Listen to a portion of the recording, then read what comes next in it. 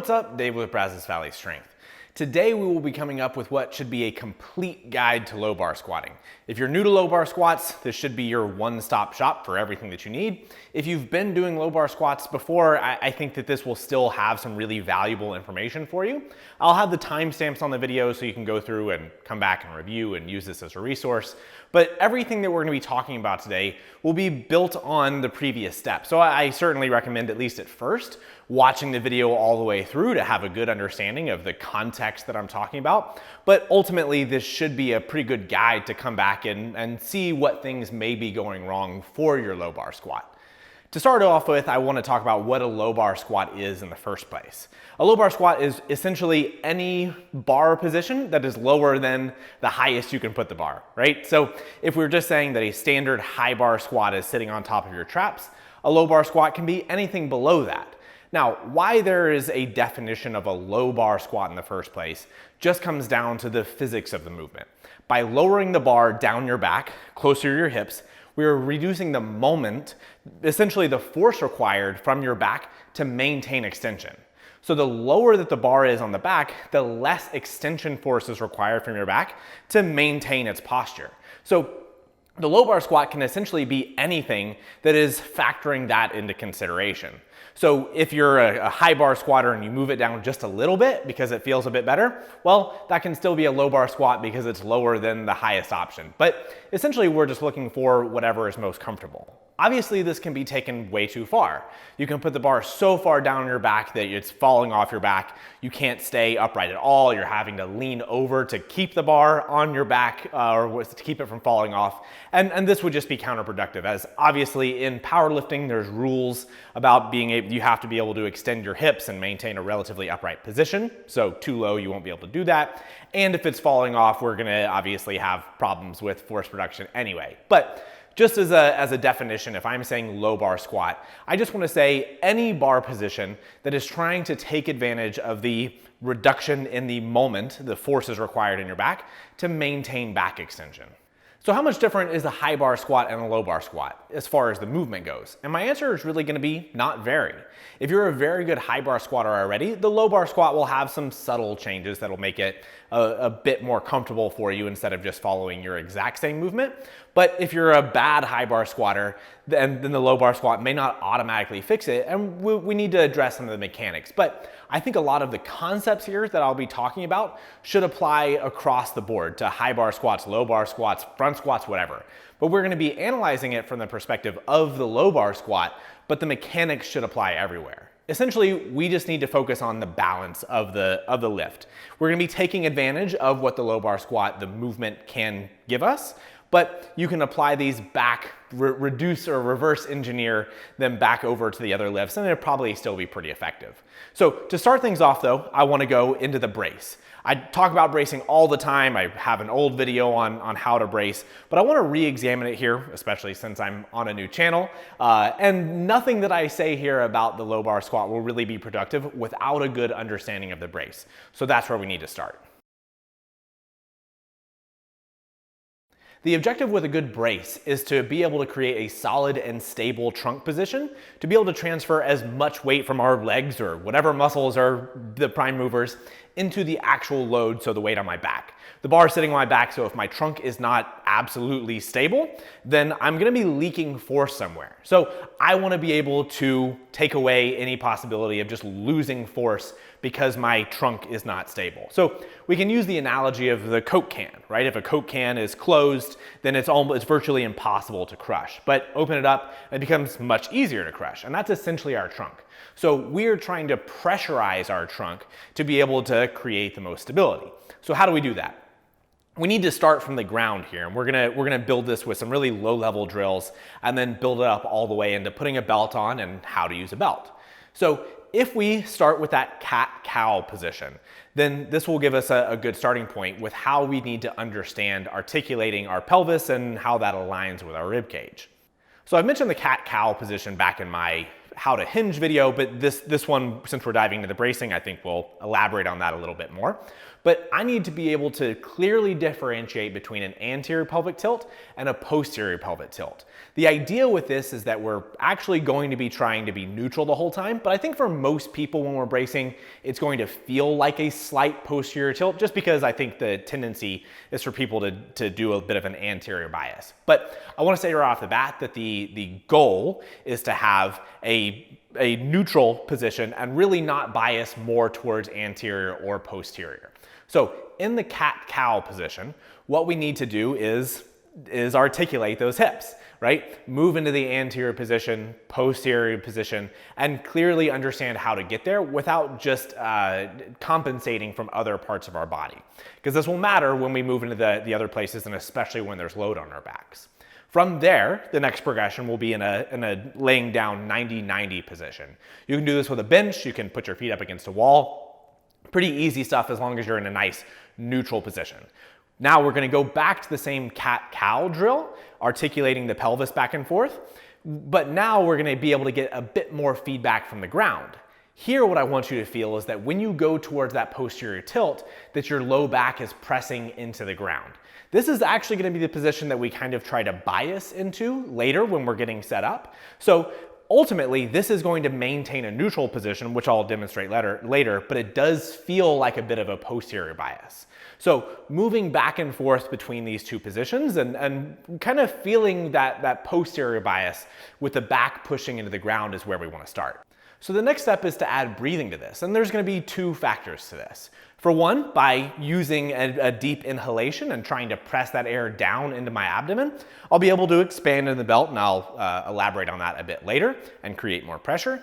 But by exhaling earlier on in the brace, it helps me create much more pressure in my abdomen, my abdominal muscles, and create a much more tense, active transverse abdominis wall. So still in that 90-90 position, what I want you to do is still laying on your back, draw the hips into that posterior tilt, and then exhale all the air you have in your body. So slow, long exhale. And you should feel your abdomen really contracting. Now, from there, I want you to hold that position. That's the good start, right? Once we have that posterior tilt, nice drawn down abdomen, we should feel nice and tense. Now, we need to keep that pressure, keep your abdomen nice and contracted, and then retake in that breath without releasing it. And that's where most people mess up. Most people, whenever they draw in the breath, will go from the nice tense position they have with a nice posterior tilt, and then inhale, rise, and we lose all of it, right? So we did all this work to get down into the nice stable posture, kind of that loaded spring position, and we lose all of it when we take our breath. So we need to make sure that the rib cage stays down, maintain that pressure, breathe in, and press down into the abdomen and expand. So a little drill that you can do with this, I don't have kettlebells in this gym, I used to use kettlebells for this, but any sort of weight you can hold on your stomach, on your abdomen, and this will give you a bit of feedback that you're pressing into it, most of the time passively.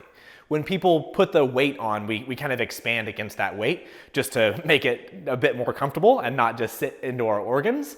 So this is a drill that we can add into it. When we're doing this breathing, when we're expanding into that weight, we should feel that it's constantly tight, even when I'm exhaling, that I have a bit of pressure against it.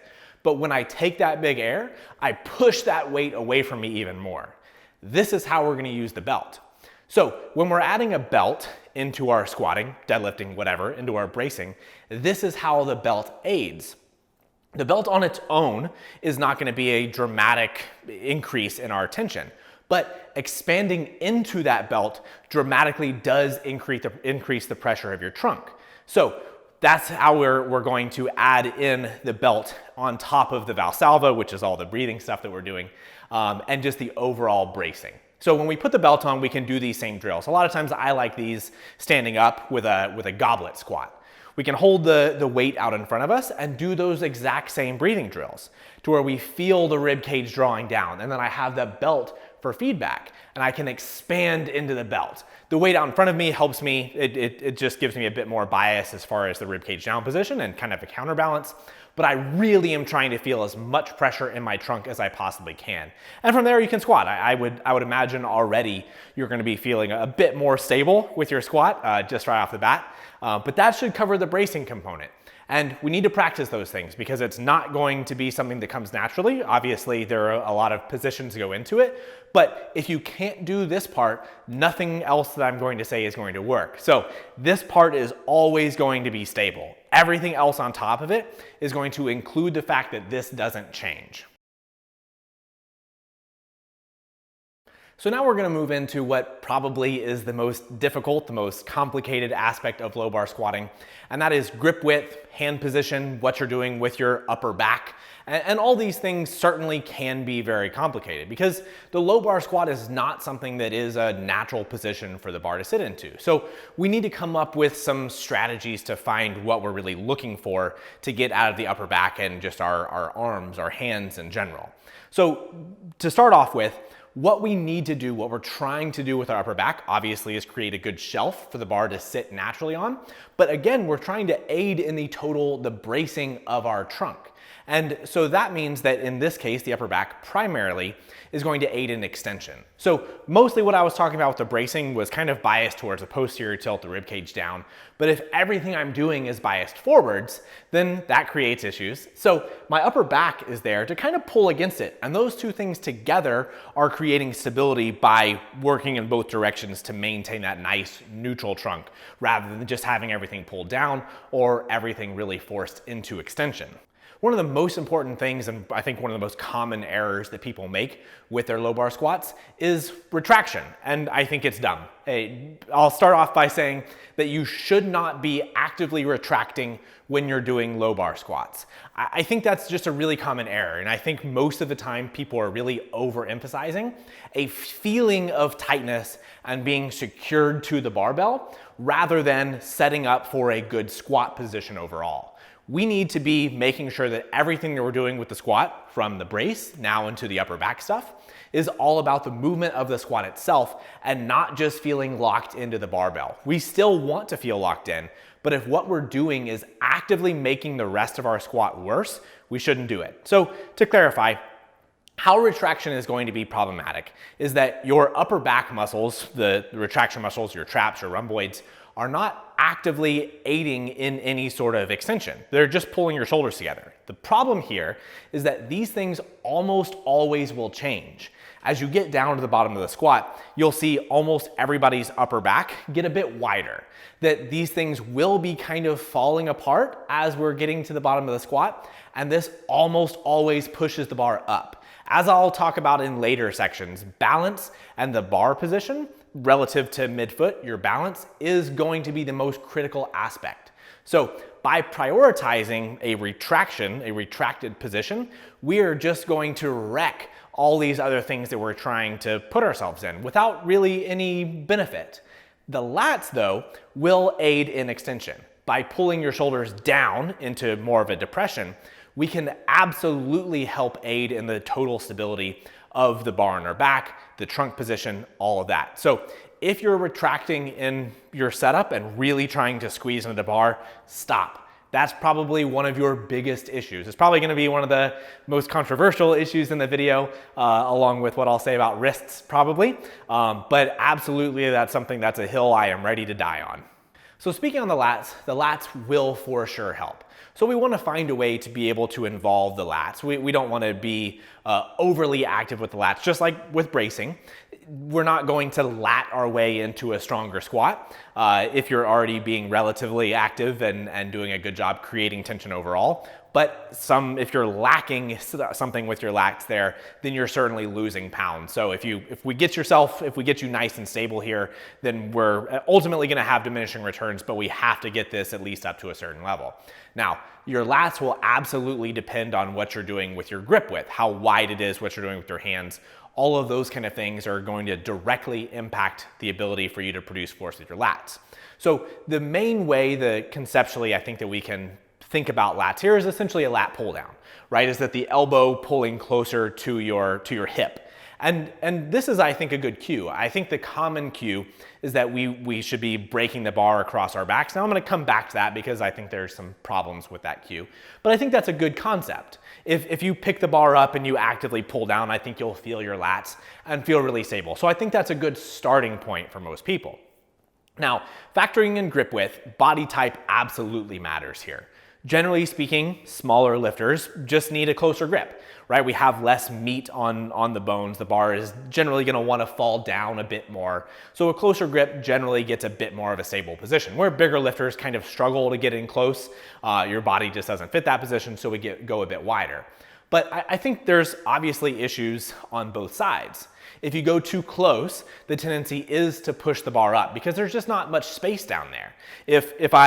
From here, I would have to break my wrist back significantly to be able to get the bar very low, and we'll talk about wrist position.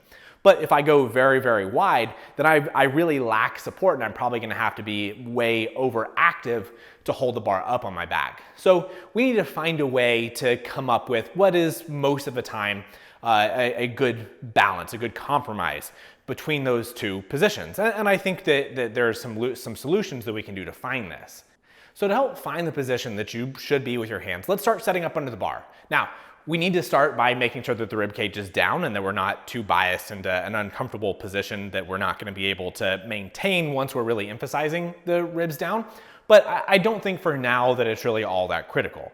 But we can start trying to find our nice shelf. So what I want to recommend for most people to start off with is somewhere around pinkies on the rings of the barbell. Maybe a bit wider for some people if you start going in and it just doesn't work. But somewhere around pinkies on the ring will be a good starting point. Now, from here, let's start with soft hands. We don't need to grip hard for this aspect, and we'll come back to your hands anyway. But start with soft hands and ease yourself under the barbell. And actually, from here, we're going to kind of passively go as far as you can down your back. And just try to find a nice position to where your elbows are getting pulled down into your sides naturally, but that you're not feeling like you're getting pulled into a horrible position with your arms and your shoulders. And I would say most of the time for most people, we want to start a bit closer. So start with that pinkies on the ring. If you still feel like you have plenty of space, maybe go a bit more. But closer probably isn't gonna be always better for most people unless you're really feeling like the bar is just always falling down your back. Then I think sometimes closer can be a good solution to just prevent that and get us started. But almost always wider creates more issues. So I would start by being a bit closer and then working it out as we get more comfortable. So knowing if we're in the right position certainly is going to take some trial and error. Some of the things to look for though is that to get into the position, you don't have to make dramatic changes to what's comfortable. Your wrist should be broken back a little bit, but it shouldn't be dramatic. You shouldn't have to do an extensive warm up to get into your position. It should be something that naturally fits your overall body. So your elbows should be comfortable down beside your body, and you should have a nice relaxed grip on the barbell. So if you're really being forced into a lot of extension in your upper back just by where the bar is, if you're really having to bend your wrist back dramatically to get there, then we're probably not in a good spot, and we just need to change, kind of experiment a bit more with the position. Now, a word on that though is, I do feel like being warmed up here does matter. The position that I get into when I'm actually warm is something that is slightly uncomfortable when I'm warming up for squats. So I would try this a few times before really deciding. Just the act of getting under the barbell and practicing positions that you want to be in can help loosen up a little bit and make those decisions a lot easier, maybe a bit more clear. So the first thing you try, just because it doesn't feel good, then I wouldn't just stop there. You should do it a few times and see if anything develops based on you getting a bit more warm and a bit more loose.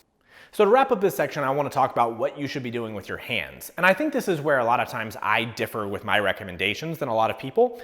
I tend to cue soft hands. And really what I mean by that is that you shouldn't be squeezing the bar actively. Where I think this gets a bit convoluted, I guess, is that I certainly am asking lifters to be active with their lats. And what I mean by that is actively pulling down with their elbows. And I'm going to talk about this a little bit more when we get into the setup section. But I will want some activity with the arms, the upper body, but I don't think that the hands is the right place for that to come from. Generally speaking, when people are really gripping the bar hard with their hands, it tends to go a bit more towards that retraction phase. But it also tends to make people want to elevate a lot more. And as we'll illustrate later, these things are probably the worst errors that we can have with the low bar squat, because we're moving away from the mechanics of what make the low bar squat good and strong in the first place. Anything that moves the bar up or moves the bar forward are things that we just really don't want. And the hands are not something that is required to be really active against the barbell as long as we're creating tension everywhere else. If by me relaxing my hands a little bit, but still creating tension through my arms, allows that bar to settle a bit better and be a bit more stable instead of me squeezing tight and then pushing up on my upper back, that is certainly a sacrifice I'm willing to make. So I think wrist wraps are something that really matters a lot. I think sometimes people are squeezing the bar really hard because their wrists maybe are uncomfortable and they're trying to hold it a bit more. But if you don't wear wrist wraps when you're low bar squatting, I would certainly give that a try, because from there we can make that joint significantly more stable and put the emphasis other places that I think is going to be a lot more productive. So now comes the critical step. We have a good position that we want the bar on our back. We understand bracing. Now we have to combine the two and put the barbell on our back. So this really is probably the most critical aspect of squatting. I think it's pretty easy for people to understand how to brace and to feel into the belt, but then lose it when they're trying to unrack the bar. Some of it comes from the retraction and kind of overemphasis with the upper body. So that's where we need to start. And that's probably my main point, is that when we're unracking the bar, most people vastly overestimate the importance of feeling really, really locked into the barbell over emphasizing the nice braced position and wedging that into the barbell. So that's what we have to analyze here and be able to come up with a good way to be able to set up with those two things that we just spent so much time on and organize them both together into a way to get the barbell on our backs and be able to set ourselves up for success. So to reverse things a little bit, we're gonna go back to the last portion that we just talked about with the arm position, everything we do, and we're essentially just gonna follow that same drill. Is that now I know where my hands probably should be, but I'm gonna get under the bar in the same way. So working myself under the barbell, trying to find the position where the bar settles, letting my wrist settle into the position, and just creating that sense of security with my upper back. But I don't need to be too tight right off the bat here. I'm just trying to get myself organized. What needs to happen next is the most critical portion, and that's gonna be adding in the brace. So I think probably this is an area where other people, other coaches may have other ways to help you get set up. I'm gonna talk my way. I haven't had many issues helping other lifters be able to set this up, and I don't know that there's a big difference, but I'm sure some people could be able to organize this process a bit differently. So we get under the barbell, we're fairly relaxed at this point, we just have the bar where we need it, and now we go back to all those positions that we were spending so much time on, the cat-cow positions, working into the posterior tilt and being able to expand into the belt, and now we have to bring that back in. So once the bar is in a close enough position to where I want it to be, now I need to brace. So bringing my hips underneath the bar is probably the most important thing that people miss. Oftentimes I'm seeing people rack the bar with their hips way back, and again, going back to overemphasizing the upper back, hips way back and just picking the bar up with their upper back. I want to wedge underneath the load, do my posterior tilt, get my big brace, and press into the bar that way.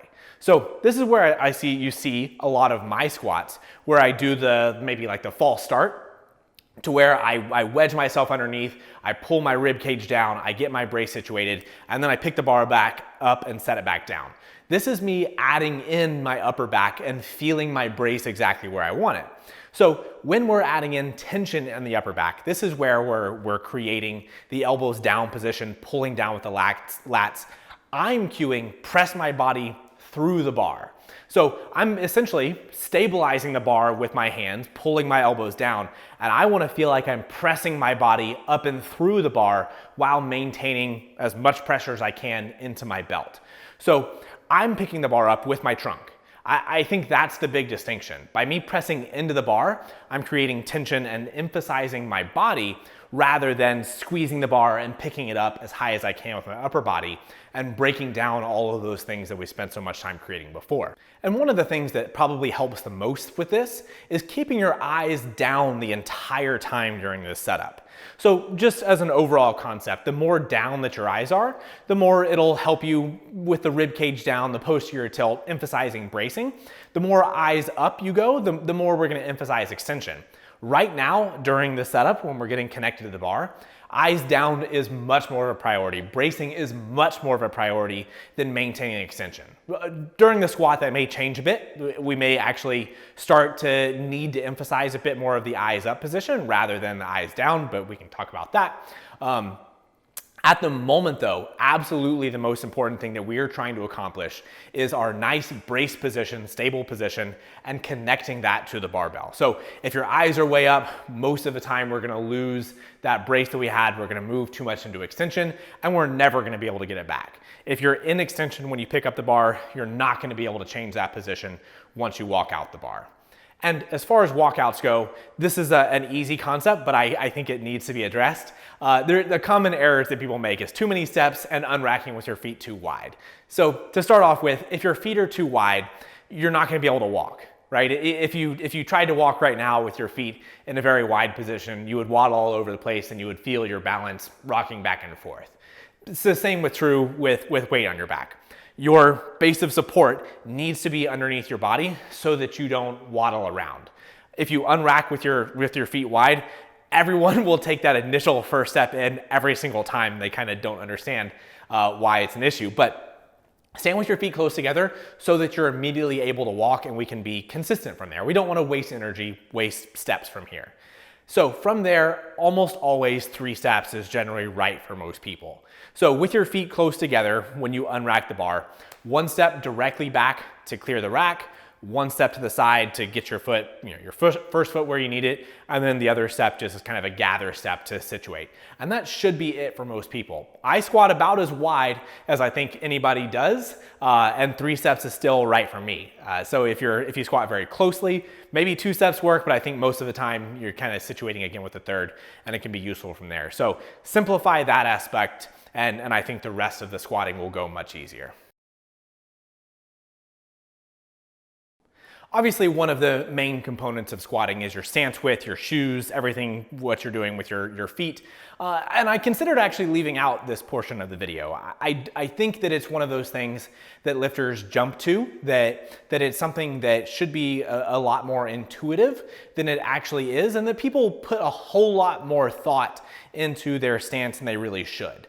My stance obviously is unique, being pretty wide, and I get questions all the time about how long it took me to squat so wide or like why I'm doing it. I never remember squatting any other way. Even back in high school, it was essentially the only way that I really could squat, that I knew how to squat, and it was just comfortable. I've never thought about it. I've tried in kind of my way coming up, I've tried other stances, and some of it was curiosity or whatever, or like maybe some self-consciousness because my squatting looked so unique and I wasn't confident in it yet. And I thought maybe I was wrong for doing it the way I was doing it, but it just was the most comfortable for me.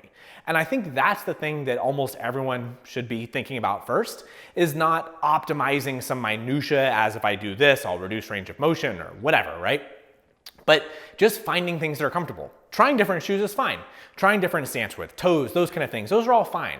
But I think our body does have a way of self-organizing, of finding some position that ends up being most comfortable. And I've had many lifters try changes, but the more dramatic the changes, it's just less and less likely that it's actually going to stick. So stance does matter, right? The wider stances generally are gonna be a bit more stable.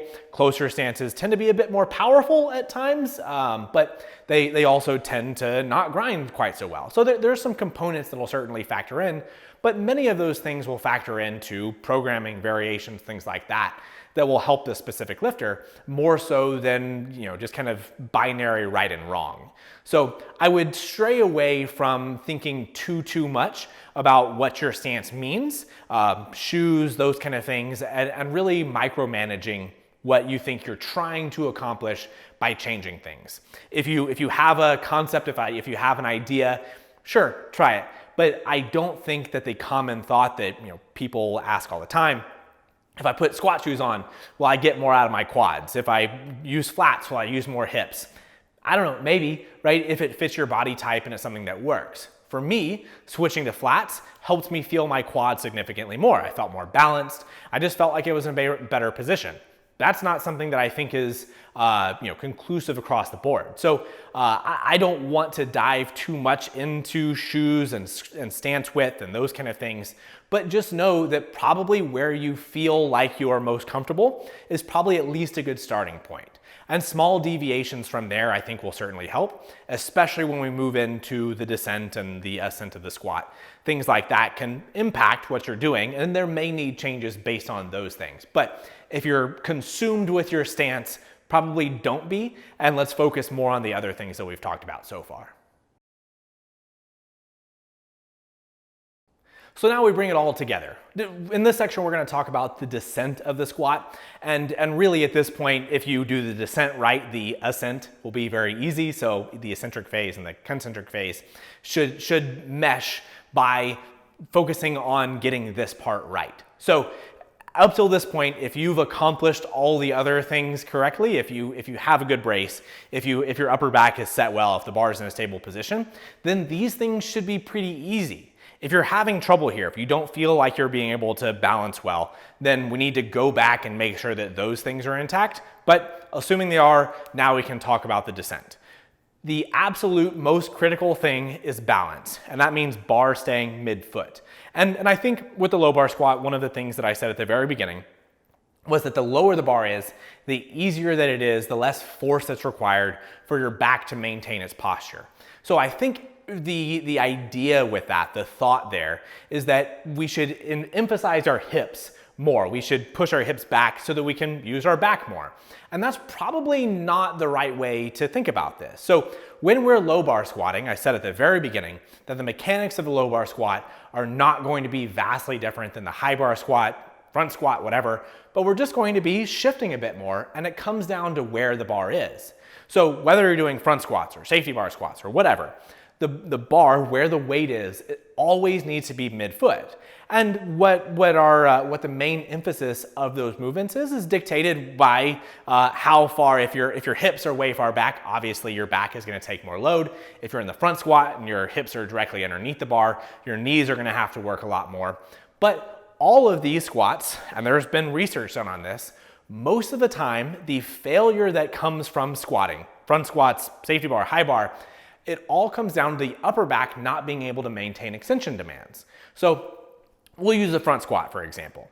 If during the front squat you shift off of your quads a little bit, your quads probably still have some strength left in them, but if they're trying to push them, they're essentially at failure in that position, in that overloaded position. When your hips shift back, your upper back cannot maintain that extension because the bar is so far forward, you dump the bar and you fail. Sure, certainly stronger quads would allow that not to happen, but ultimately where you fail at the end is going to be because your upper back cannot maintain the extension. So I think if we go to high bar squats and we look at high bar squatting, the same thing is true, just kind of on a lesser degree. That sure, your hips will shift back. If your quads were infinitely strong, then you would never have that happen. But at some point, the quads are running out of strength, they shift back, and the back needs to be there to maintain extension strength. And if we can't, we fail. So the low bar squat essentially will max out the ability of your quads to maintain force or to get to that very end range of strength without the back failing so quickly. So if we look at squats across the board, most of the time they actually will have a pretty similar activation of the quads, including low bar and front squat. But what fails is going to be the back strength. So with the low bar, we're taking away that huge debt that we have front squatting. Now we're moving all the way on the spectrum over to low bar squatting, and we're able to maintain that back strength a bit more. That doesn't mean that we should try to use the back more. It just means that we have the ability to maximize what our quads are able to produce. So I want to get the most out of it, but balance is going to be the most important thing. So when we're looking at squats from the side profile, we want to emphasize that balance. I don't want my knees, my shins to be vertical. I don't want to go all hips back because I'll be lacking some of the new improved ability of my quads to maximize their potential. And I don't want to be forcing my knees forward. Otherwise, I'm missing out on the ability that where the bar is, and it's not going to be able to maintain that nice neutral position, and things will shift back and fail anyway. So how do we find what's right for you? And most of the time this comes down to body types. There's certainly going to be deviations in here, but I think we can come up with some generalities. So most of the time, shorter lifters in general, tend to be able to be a bit more upright. Just with the shorter quads or the shorter femurs, there's less movement required from the limb. If your leg is shorter, then that moment itself is shorter overall. And so we can stay a bit more upright because even if the knee tracks all the way forward, it's still not all that far. Somebody like me with really long legs, I don't have that room to infinitely push my knee forward. So for me to find balance, I end up with my hips moving a bit more back. So there's obviously going to be some individual differences here, but I wouldn't assume right away that the knees moving more forward or like a closer stance is inherently more quad dominant. And we can see some examples of these kind of things happening where a very close stance squatter can end up still being very back dominant because again, unless the knees stay forward, the hips can shift back and sometimes people are able to overcome that. But it's all about finding what fits your body best and gets the most out of your leverages. But ultimately, the most important thing is that bar stays mid-foot the whole time.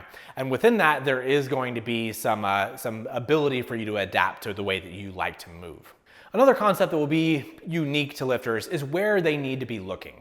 So this really just comes down to what aspect of the squat that you need to emphasize the most. So I mentioned a second ago that bringing your gaze down a little bit will help a bit more with the bracing.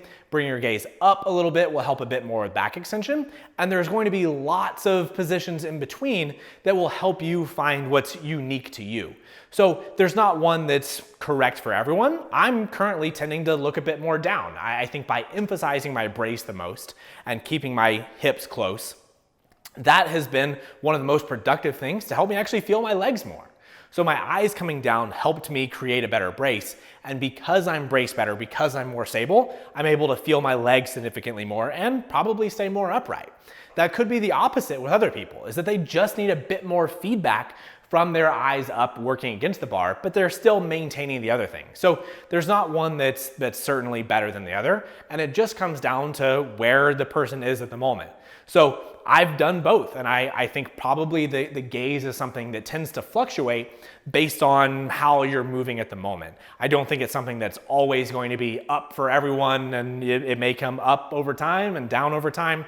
And it just is something that can very easily help give you a bit more feedback from your environment and help emphasize things that you may be doing poorly at the moment. Now, within the squat, within the descent of the low bar squat, probably the most important thing to me is what is going on with the elbows. So we set up with the elbows down, pulling down into your rib cage, kind of those softer hands position. We have a nice brace. We are very, very capable of breaking that all while we're descending in the squat. And I think a lot of times this comes down to people trying to stay too upright.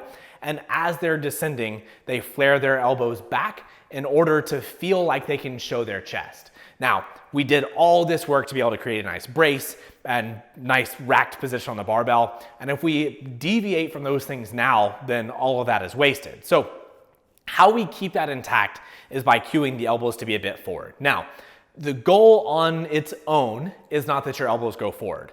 The goal is to keep the bar down on your back. I think this can go way too far. And when I see people's elbows flying way forward with the squat, basically at that point, I'm thinking that they're not doing a good job with their upper back. Right? They're probably bracing fine, but if the elbows have a lot of room to move, we need to be a bit more active, not by squeezing the bar, but by pushing into the bar and creating that nice kind of wedged position and creating tension with the lats and the upper body. But if I'm retracting, if I'm squeezing up against the bar, if I'm trying to keep my chest really upright, then I'm going to tend to push the bar up. These also tend to make you drift forward. All of these things are obviously moving us closer and closer to a high bar position or a higher bar position than we're really setting ourselves up for. So any changes are obviously going to be bad. But if I'm shifting forward with the barbell as well during my squat, and then falling over at, halfway up, I'm missing things forward. I think people always want to try to stay more upright, but if we work more on making sure that the bar stays down on our back by cueing that the elbows stay at least in line with our bodies during the descent, then we can be a lot more productive with these things. We can maintain our brace significantly better. We can keep that bar mid-foot. So again, going back to the concept in general is that the low bar squat is stronger because it reduces the extension demands from your trunk, from your back, from your erectors. And if we move anything in the opposite direction of that, by pushing the elbows back, by moving the bar forward, then all of this work that we've put into it has gone and broken. So by keeping the elbows down, keeping the bar low on your back, I'm not saying that we need to actively move the bar lower on your back while you're squatting, but just maintaining that position that you started off with will allow you to maximize strength from your quads. So during the descent, keeping the bar down should allow you to move evenly and effectively through the squat, and also allow your knees to move forward, but then stay in that position on the way up as well. If there's a major shift, if the bar moves forward, my hips move back, I have no ability to use my legs at all anymore. So cueing the elbows down, elbows forward, whatever, certainly is going to be one of the biggest things that makes people productive with a low bar squat. But if you see that it has way too much space, if we're moving all over the place, then we probably need to take a step back and go to the setup and kind of reassess how much tension we're creating against the barbell, and work a little bit more on pushing into the barbell and cueing our elbows down some. Now, my final thought here will be on just the overall speed of the descent. This is one that obviously is going to be unique from individual to individual. I say for the most part, you should be descending as quickly as you can, but maintaining tension. That's probably a poor way of saying it, I think, because when I say as quickly as you can, I think that emphasizes that you should be going down quickly. But if you are focusing on feeling all of these things through the descent, it's hard to go down too fast. So maintaining tension, feeling your legs, feeling your brace through the whole descent, it's probably going to put you in a speed that is probably pretty comfortable for you. One of the quickest things that I point to whenever people are having trouble with their squat, if they're getting really rocked out of the bottom of the squat, I usually think that they're descending too fast. If you get down to the bottom and you maintain a good position, and then everything breaks right away. So if that's happening to you, I would recommend descending a bit slower, maintaining your position, feeling where you are, getting some feedback from your body, and fighting for those positions instead of just trying your hardest to get a huge bounce out of the hole, as I don't think that those things are actually as productive as they seem. There's actually some research that the strongest squatters tend to descend slower than some of the weaker squatters. So not that a slow speed is better, but certainly control will go a long way with your squat. Okay, so now we're at the easy part, and standing up after you've put all this thought, all this effort into everything else should be pretty easy. Now, there are a few things that I think, a few cues that I think can certainly help out with people, and the first and biggest one is just do the hard rep. After all of this work that you've put in to brace well, to get situated against the bar, the most common thing that people do wrong is they just give up. They put all this effort into the descent, they get to the bottom, and it's difficult. The bar does feel very heavy down there, but you have to be willing to work. And if you don't put in that effort, if you're not willing to fight down there at the bottom, all these things will break. So do the hard rep is a cue that I really like. It's easy to let your hips shift back. It's easy to relax. It's easy to have things break. But being willing going in to be ready to really, really work hard for that position that you want to be in is probably the biggest thing that'll make a difference. Now, a cue that I do like along with doing the hard rep is to lead with your head or lead with your shoulders. So obviously I talked about in the last section about where your eyes should be. This shouldn't change any of that, but on the way up, we do want to be aggressive with our upper body. So deadlifting, I talk all the time about, relaxed arms and those kind of things that'll help get our upper body moving first, but so much is happening below it. The cue about the upper body is really just about aggression. So I'm not trying to change, I'm not trying to get you into more extension or change your position, but I say lead with the shoulders because that's where the bar is. I think sometimes the cue is to push into the bar. I don't really like that one. I think it tends to have people kind of, shift too much down. It's just not been one that has clicked for me. My feeling is that lead with your shoulders or head, whatever, accomplishes the same thing, and I think we're saying the same thing. So I wouldn't fight somebody if they said differently. But anyway, being willing to do the hard rep and move aggressively and get your upper body moving first will help you maintain that position. Otherwise, the bar will feel like it's wanting to dump forward. So we have to be ready to fight. So that wraps up my how-to low bar squat tutorial. If you liked it, please subscribe to the channel, give it a thumbs up. Obviously, it supports the channel, but it will give me a bit more enthusiasm about making more of these in-depth videos. So if you did like it, subscribe, like it, and we'll see you next time.